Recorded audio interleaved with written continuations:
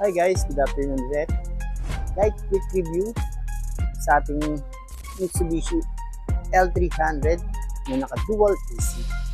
Guys, ito, ganun pa rin ang ating promo. Meron pa rin siyang fuel subsidy up to 80,000 points. And then, kagandahan nito guys, meron pa rin siyang PPMS up to 2 years.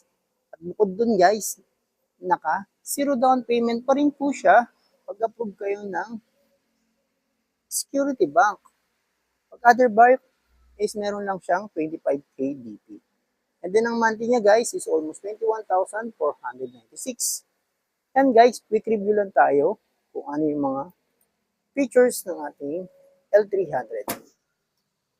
Yan. Ang ating L300 guys is naka manual transmission with 6 speed. Okay. And then guys, seating capacity is 17 seaters. 17 seaters po siya with load of 1,215 tons capacity ang kanyang pwedeng ikarga. Okay? 17 seaters guys ang ating seating capacity. And then, ang kanyang makina is naka 2.2 liters diesel engine. Naka Euro 4 with turbo.